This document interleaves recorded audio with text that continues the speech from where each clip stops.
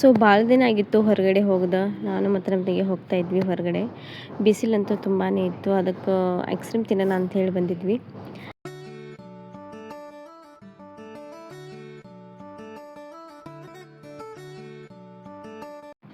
Juice ಅದು ಎಲ್ಲ ಕುಡ್ಕೊಂಡು ಮಾರ್ಕೆಟ್ ಒಳಗೆ ಹೋದ್ವಿ. ಸ್ವಲ್ಪ ಬ್ಯೂಟಿ ಪ್ರಾಡಕ್ಟ್ಸ್ ತೊಗೊಂಡಿದ್ದು, ಅದಕ್ಕೆ ತೊಗೊಂಡು ಬರೋಕ್ಕಂತ ಹೋಗಿದ್ವಿ.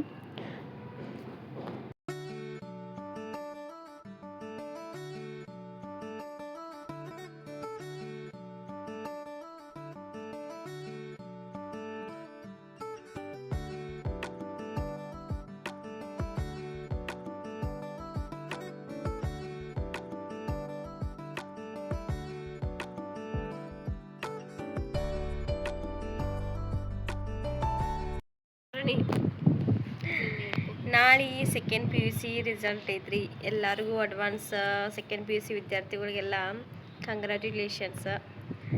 ಇಲ್ಲೂ ಒಬ್ಬಲದ ನೋಡ್ರಿ ನಮ್ಮ ತಂಗಿ, ಈಕಿನೂ ನಾಳೆ ರಿಸಲ್ಟ್ ಐತಿ.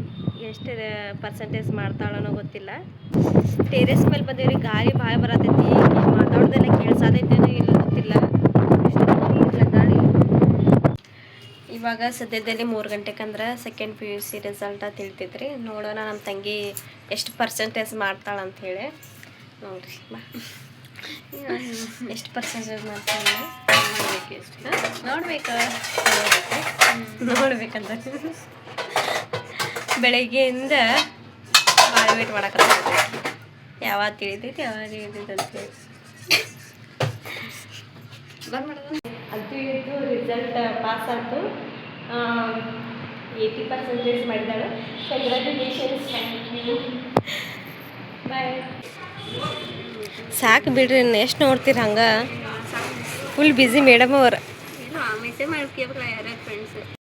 ಈ ಲಾಗ್ ಏನಾದರೂ ನಿಮ್ಗೆ ಇಷ್ಟ ಆದರೆ ಲೈಕ್, ಶೇರ್, ಕಮೆಂಟ್ ಮಾಡಿ. ಹಾಗೆ ಸಬ್ಸ್ಕ್ರೈಬ್ ಕೂಡ ಮಾಡ್ಕೊರಿ.